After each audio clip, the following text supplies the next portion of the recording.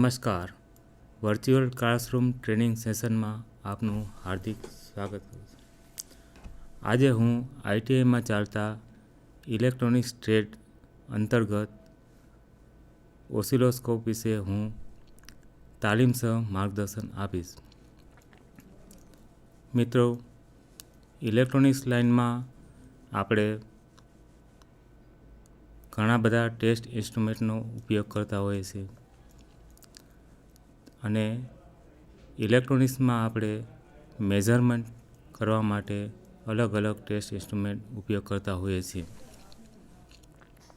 હવે મિત્રો, આપણે ફ્રીક્વન્સી અથવા સિગ્નલ એવું નામ આપણે ઘણી જગ્યાએ આપણે સાંભળેલું છે. એનાથી એકદમ આપણે પરિચિત છીએ.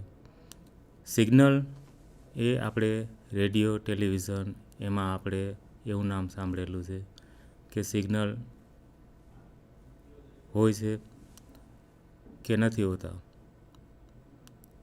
હવે સિગ્નલનું આપણે માપન થઈ શકે છે, એની ફ્રીક્વન્સી મેઝરમેન્ટ થઈ શકે છે, ફ્રીક્વન્સી માપી શકાય છે, પણ આપણે એને જોઈ શકતા નથી. હવે આજે આપણે એવા એક ટેસ્ટ ઇન્સ્ટ્રુમેન્ટનો ઉપયોગ કરશું, એના વિશે જાણકારી મેળવશું કે જે સિગ્નલ ફક્ત માપી નથી શકતા પણ એને જોઈ પણ શકાય છે. તો ઇલેક્ટ્રોનિક્સ લાઇનમાં જમણો હાથ કહી શકાય એમાં જે અભ્યાસ કરતા એના માટે બહુ અગત્યનું ઉપયોગી સાધન કહી શકાય એવું એક સાધન છે કેથોડ રે ઓસિલોસ્કોપ, જેને આપણે CROના નામથી પણ જાણશું. કેથોડ રે ઓસિલોસ્કોપ એક એવું સાધન છે કે જેના દ્વારા આપણે ફક્ત ફ્રીક્વન્સી જોઈ નથી શકાતી પણ એના દ્વારા આપણે મેઝરમેન્ટ પણ કરી શકાય છે.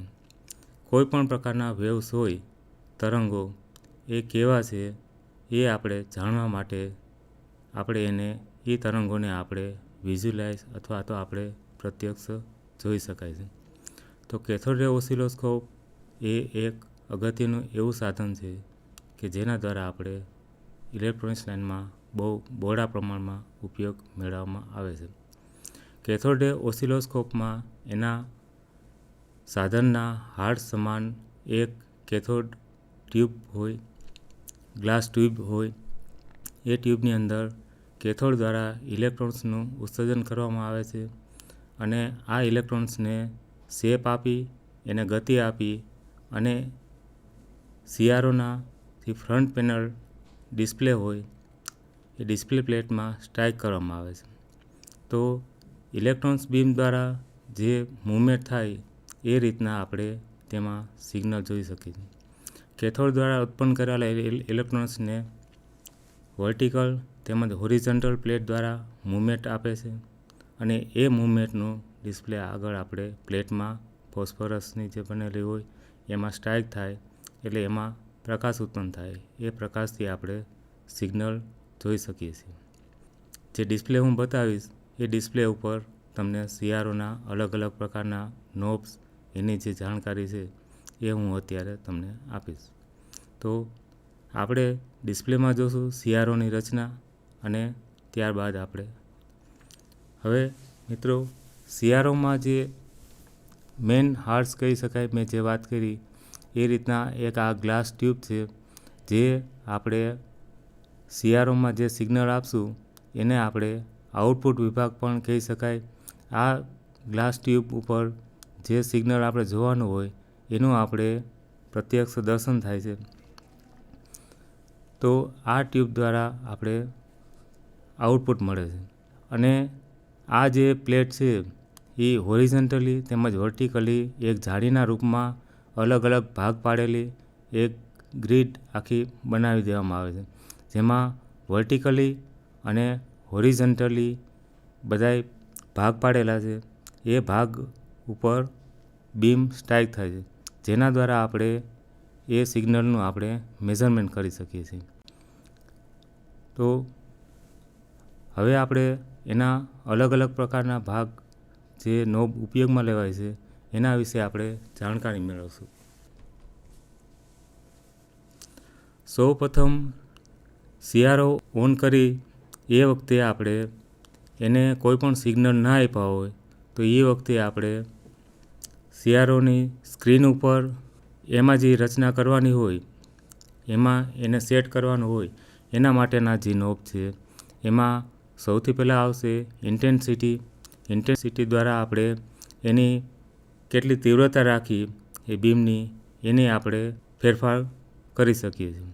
તો એ બીમ આપણે કેટલું વધારે રાખવું, કેટલું વધારે આપણે જેટલું જોઈ શકાય એટલી આપણે ઇન્ટેન્સિટી સિલેક્ટ કરી શકીએ છીએ. ત્યારબાદ ફોકસ કંટ્રોલ આવે. ફોકસ કંટ્રોલ દ્વારા બીમની શાર્પનેસ આપણે નક્કી કરી છે. તો એ કંટ્રોલ દ્વારા આપણે બીમ કેટલું શાર્પ રાખવું એ આપણે એડજસ્ટમેન્ટ કરી શકીએ છીએ. ત્યારબાદ ટ્રેસ પીરિયડ. ટ્રેસને આપણે કંટ્રોલ કરવાથી બીમ છે એ લેફ્ટથી રાઈટ સાઈડ તરફ ગતિ કરે અને એના દ્વારા આપણે કંટ્રોલ કરી શકીએ છીએ. તો મિત્રો, આ જે નોબનો ઉપયોગ કરી અને આપણે કોઈપણ ઇનપુટ આપ્યા વગર આપણે એને જે સેટિંગ કરવાનું હોય એ આપણે સેટિંગ કરી શકીએ છીએ. હવે આ બે નોબ આપણે બતાવેલા છે એ વર્ટિકલી સિગ્નલનું મૂવમેન્ટ માટેનું છે. આપણે જે ઇનપુટ આપીએ એમાં જે ફ્રીક્વન્સી આપવામાં આવે છે એ ફ્રીક્વન્સી હોરિઝોન્ટલી તેમજ વર્ટિકલી મૂવમેન્ટ સ્ક્રીન ઉપર થાય છે. આ CRO બતાવેલ છે એ ડ્યુઅલ ટ્રેસ CRO છે.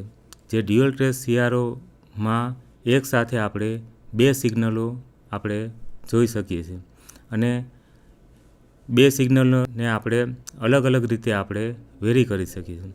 તો આ જે ભાગ છે,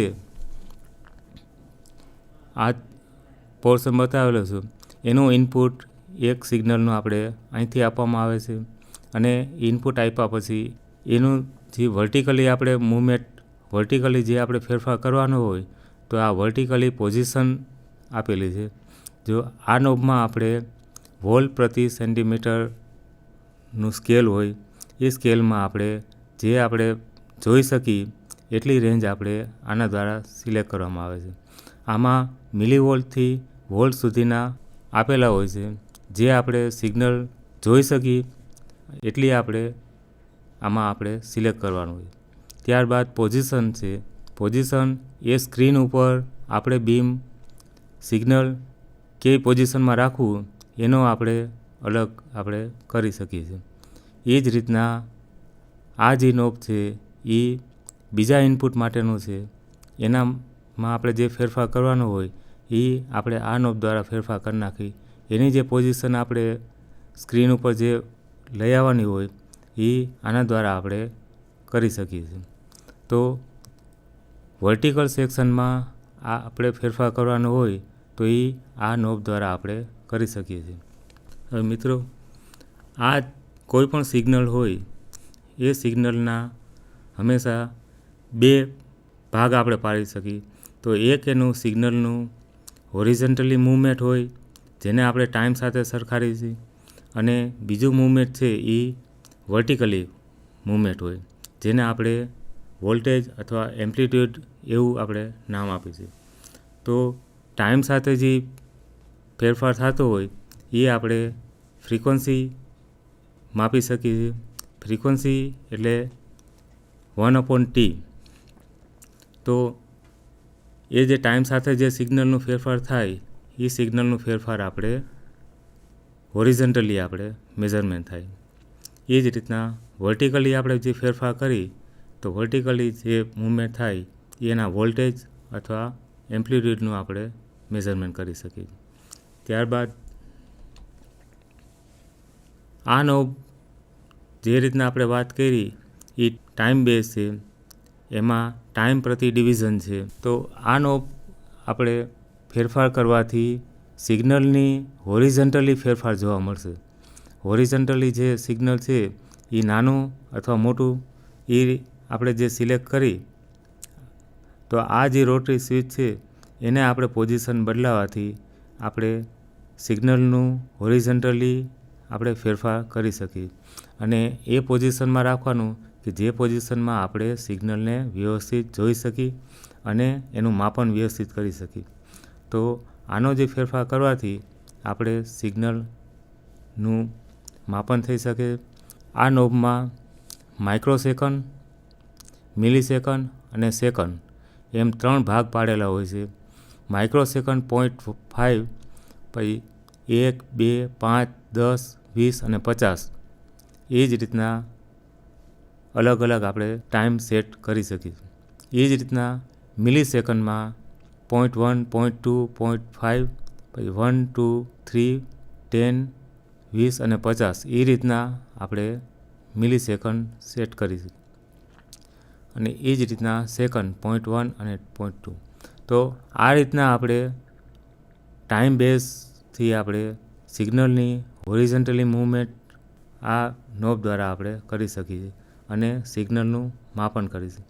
આ નોબ દ્વારા આપણે ટાઈમ પ્રતિ ડિવિઝન અને આ જે સ્ક્રીનમાં જે ડિવિઝન પાડેલા છે એના ગુણાકારથી આપણે ટાઈમ મેળવી શકાય છે. અને ટાઈમ મેળવ્યા પછી આપણે ફ્રીક્વન્સીનું માપન થઈ શકે અને ફ્રીક્વન્સીનું મેઝરમેન્ટ થઈ શકે. તો આ બે નોબ આપણે એના વિશે જાણકારી મેળવી અને કોઈપણ સિગ્નલનું આપણે વર્ટિકલી તેમજ હોરિઝોન્ટલી મૂવમેન્ટ એની આપણે આના દ્વારા આપણે નક્કી કરવામાં આવે. એ જ રીતના હોરિઝોન્ટલી પોઝિશન સિગ્નલની ફેરફાર કરવી હોય તો એ આપણે આ નોબ દ્વારા આપણે કરી શકીએ છીએ, જેનાથી આપણે સિગ્નલ હોરિઝોન્ટલી કઈ સ્થિતિમાં રાખવું એ આપણે કરી શકીએ છીએ. ત્યારબાદ ટ્રિગર કંટ્રોલ માટેનું શીખ આપેલી છે. એને જે સ્વિચ નોબ ટાઈપ છે એ આપણે એના દ્વારા આપણે ટ્રિગર સ્વીપ આપણે કંટ્રોલ કરી શકીએ છીએ. મિત્રો, આ જે નોબ છે ઇન્ટરનલી કપલિંગના છે, જે આપણે એસી, ડીસી અથવા ગ્રાઉન્ડ આપણે આ બટન દ્વારા આપણે નક્કી કરી શકીએ છીએ. એસી સિગ્નલ આપણે જ્યારે સિલેક્ટ કરેલો હોય ત્યારે ફક્ત એસી જ પાસ થાય છે. એ જ રીતના ડીસી સિલેક્ટ કરેલું હોય તો ફક્ત ડીસીને જ પાસ થવા જાય. તો આના દ્વારા આપણે સિગ્નલ ઇન્ટરનલ ઇનપુટ સિગ્નલ કઈ રીતના આપવા એ આપણે આ સ્વિચ દ્વારા નક્કી કરીએ. જો ગ્રાઉન્ડ કરેલું હોય તો એમાં કોઈ પણ પ્રકારના સિગ્નલ એન્ટર થતા નથી. તો આ બટન દ્વારા આપણે અલગ સિગ્નલની જે ઇનપુટ હોય એની સ્થિતિ આપણે નક્કી કરી શકીએ. હવે આ બટન આપેલું છે એ બટન દ્વારા આપણે ચેનલ સિલેક્ટ કરવાની હોય તો એના માટેનું છે. માની લો કે એક જ સિગ્નલ ફક્ત જોવાનું હોય તો ચેનલ 1 બટન દબાવવાનું હોય. 2 સિગ્નલ એકસાથે આપણે જોવાના હોય તો એના માટે ચેનલ 2 સિલેક્ટ કરવાનું હોય. અને ડ્યુઅલ ટ્રેસ છે એ એના દ્વારા આપણે 2 બટન દબાવવાથી કોઈ પણ 2 સિગ્નલ એકસાથે આપણે CRO ઉપર આપણે સ્ક્રીન ઉપર જોઈ શકાય છે.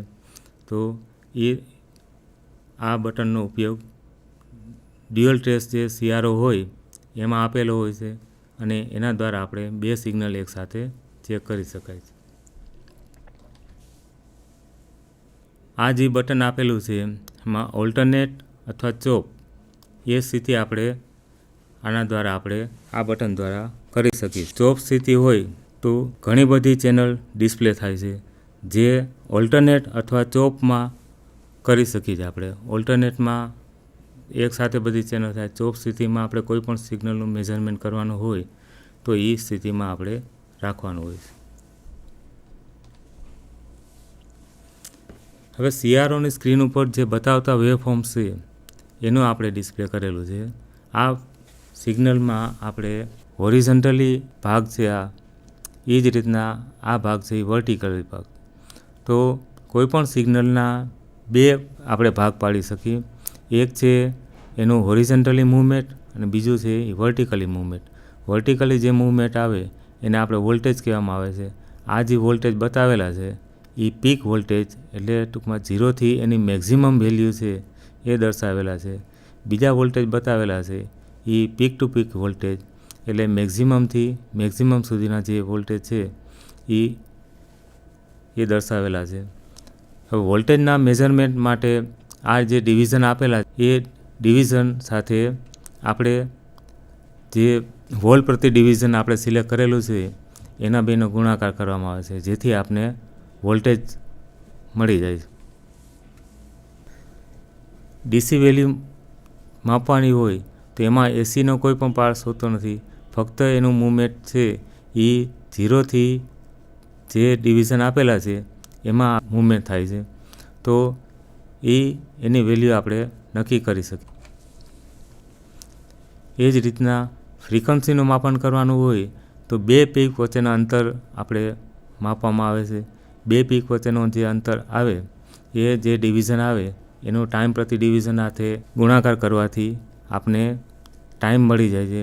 ટાઈમ મળ્યા બાદ આપણે ફ્રીક્વન્સી કેટલી છે એ જાણી શકાય છે.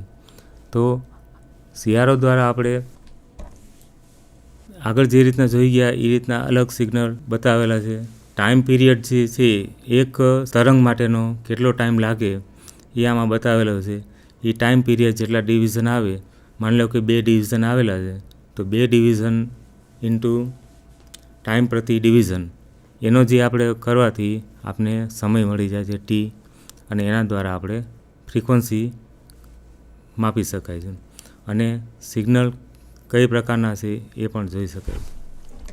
મિત્રો, CRO આપણે અભ્યાસ કર્યો, જોયું એ મુજબ CRO છે એ ઇલેક્ટ્રોનિક્સ લાઇનમાં લેબોરેટરીમાં એક અગત્યનું એવું સાધન છે કે જેના દ્વારા આપણે સિગ્નલો, તરંગો ફક્ત જોઈ નથી શકાતા, પણ આપણે એનું મેઝરમેન્ટ પણ થઈ શકે છે. કયા સિગ્નલો કઈ પ્રકારના હોય એ આપણે એના પ્રત્યક્ષ આપણે જોઈ શકીએ છીએ અને એનું આપણે મેઝરમેન્ટ પણ કરી શકીએ છીએ. તમે મને સાંભળો એ બદલ તમારો આભાર માનું.